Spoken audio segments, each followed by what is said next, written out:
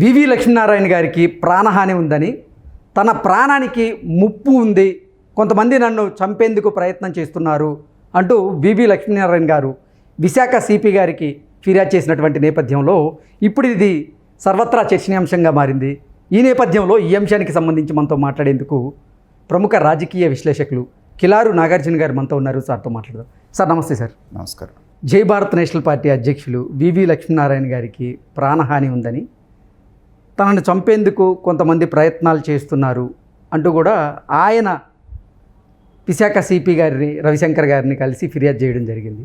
ఏంటి సార్, నిజంగా ఎన్నికలు దగ్గర పడుతున్నటువంటి నేపథ్యంలో వివి లక్ష్మీనారాయణ గారికి ప్రాణహాని ఉందా అంటే ఏం చెప్తారు? అంటే ఇప్పుడే మనకు వచ్చినటువంటి వార్త, అది పూర్వపరాలు అనేటువంటిది ఒక రోజు అయితే కానీ మనకు తెలియదు.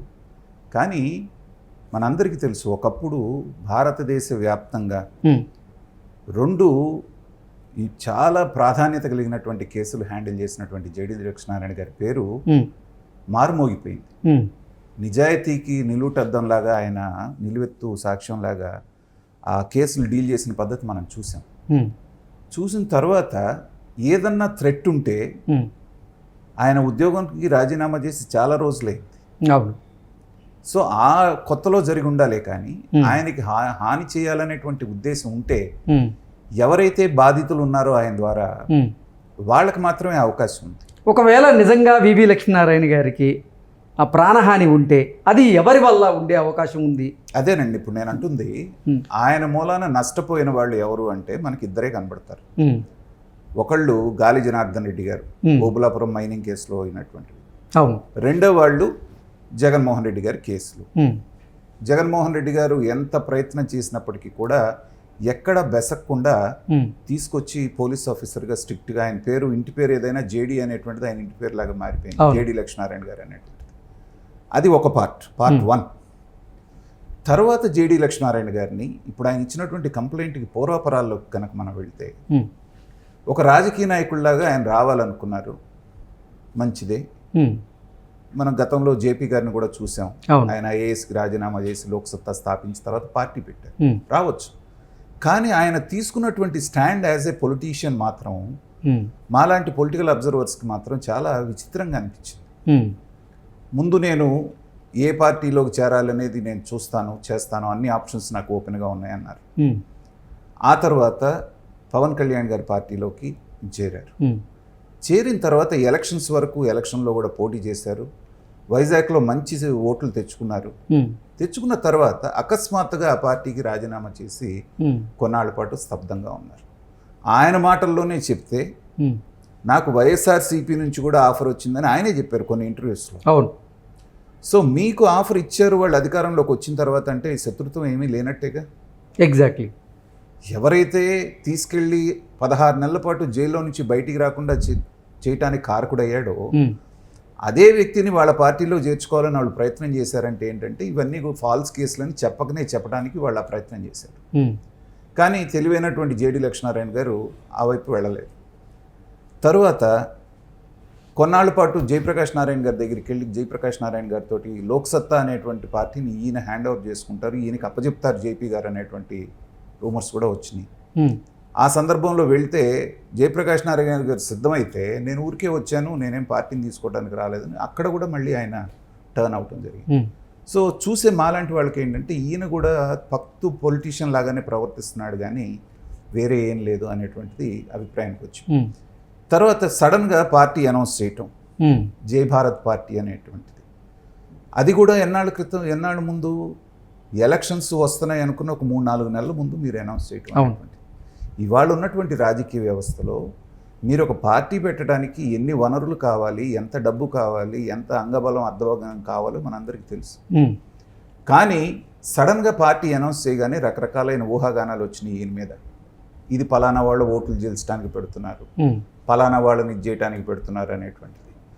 జగన్మోహన్ రెడ్డి బ్యాక్ ఎండ్ వెనకాల ఉండి వివి లక్ష్మీనారాయణ గారితో పార్టీ పెట్టించారు. ఆయన ఒక కమ్యూనిటీకి సంబంధించిన వ్యక్తి కాబట్టి ఆ కమ్యూనిటీ వాళ్ళు పవన్ కళ్యాణ్ వైపు వెళ్ళేట్టు జనసేన వైపు వెళ్ళే అవకాశం ఉంది కాబట్టి వాళ్ళల్లో చీలికి తీసుకురావడానికి పెట్టించారనేటువంటిది మనకు విన్నాం. అది ఎంతవరకు నిజం అనేది మనం చెప్పలేము అనుకోండి, బట్ ఆయన సిన్సియారిటీని కూడా మనం డౌట్ చేయడానికి లేదు. కానీ ఒక ఐపీఎస్ ఆఫీసర్ అంత మేధావి అయినటువంటి వ్యక్తి 3-4 నెలల ముందు పార్టీ పెట్టి ఏం సాధిస్తాడు అన్న దగ్గరే మనకి డౌట్స్ వస్తాయి. ఎగ్జాక్ట్.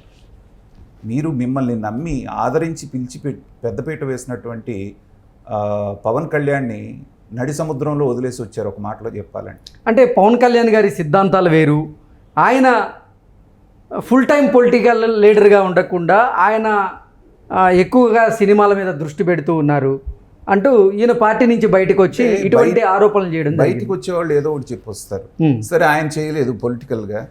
మీరు 5 సంవత్సరాలు 5 సంవత్సరాలు ఫుల్ టైం పొలిటీషియన్గానే మీరు చేశారా ఎక్కడన్నా? లేకుండా టక్కున వచ్చేసి నేను పార్టీ పెడతామంటే ఏంటంటే అక్కడే కొన్ని రకాల అనుమానాలు వస్తూ ఉన్నాయి. తర్వాత ఆయన ఎన్ని సీట్లు అనౌన్స్ చేశాడు, ఎంతమందికి టికెట్లు ఇచ్చారు, వైజాగ్లో ఆయన ఎప్పుడు వెళ్ళి నామినేషన్ వేశారు అనేది కూడా ఏ ఛానల్ కానీ ఏ మీడియా సంస్థ కానీ ఇంతవరకు పట్టించుకోలేదు. ఏదో ఎక్కడో నామకే వస్తే ఒక వార్త ఇస్తున్నారే కానీ సరైనటువంటి ఇది లేదు.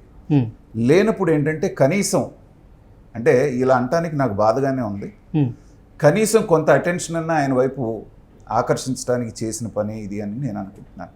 ఓకే. ఎందుకంటే అంతేగాని ఆయన హత్యకి కుట్ర పన్నింది అయితే ఏం లేదంటారా? ఆ స్థాయి వ్యక్తిని, అది కూడా ఎన్నికల సమయంలో చేయించడం అనేటువంటిది, ఏ మెడ మీద తలకాయ, ఆ తలకాయలో కొంత గుజ్జున్న ఎవడో అలాంటి పని చేయడు. ఇలాంటిది ఏదైనా జరిగితే కూడా అది పోయి అధికార పక్షానికి చుట్టుకుంటుంది. ఇప్పుడు జగన్మోహన్ రెడ్డిని అంటారు అందరూ, అవును, ఎవడు చేయించినా ఒకవేళ. కాబట్టి ఇలాంటి టైంలో నాకు ఇన్ఫర్మేషన్ అందింది, నన్ను చేయండి అని చెప్పి కమిషనర్ గారికి ఇవ్వటం అనేటువంటిది నేను అనుకోవటం రాజకీయ ఎత్తుగడలో ఒక భాగమే అనుకుంటున్నాను. అయితే నా విశ్లేషణ తప్పవ్వాలని నేనే కోరుకుంటున్నాను. ఓకే. ఎందుకంటే జేడీ లక్ష్మీనారాయణ గారు లాంటి స్థాయి వ్యక్తి, ఎందుకంటే అందరూ ఆ లెవెల్లో చూస్తున్నారు ఆయన.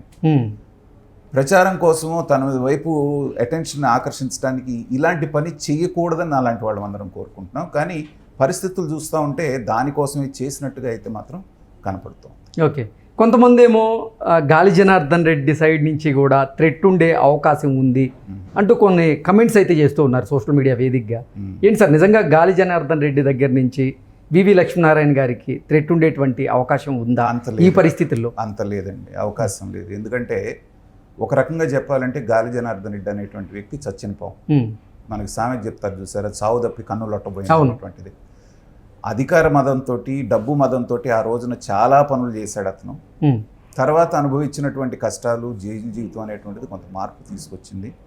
జేడీ లక్ష్మీనారాయణ గారు లాంటి స్థాయి వ్యక్తిని ముట్టుకొని ఆయన ఏదో చేస్తాడనేటువంటి పిచ్చి పని అతను చేస్తాడని నేను అనుకోను. ఎందుకంటే ఇప్పుడు మనం అనుకున్నదే, ఏదన్నా ఆయనకి ఒక చిన్న ఘాటు పడ్డా అది ఎవరి మీదకి వెళ్తుందంటే ఇద్దరి మీదకి వెళ్తుంది, ఎవరు చేసినా.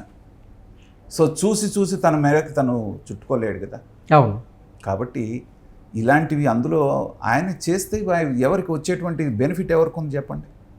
పోనీ ఆయనకి ఏమైనా విపరీతమైన ప్రజాదరణ ఉండి ఒక 50 సీట్లు గెలుచుకోపోతున్నాడు, బ్రహ్మాండమైనటువంటి స్వింగ్లో ఉన్నారు అంటే ఏదైనా చేశారంటే అర్థం ఉంది. అవును. ఆయన మూలాన ఏ పార్టీకి థ్రెట్ లేదు, ఎవరికి 1% కంటే ఓట్లు కూడా పోయేటువంటి పరిస్థితి లేనప్పుడు అంత డ్రాస్టిక్ స్టెప్ ఎవరు తీసుకోరు. ఇది మరి ఏంటనేటువంటిది కొంచెం వేచి చూస్తే మనకు మిగతా వివరాలు తెలుస్తాయి.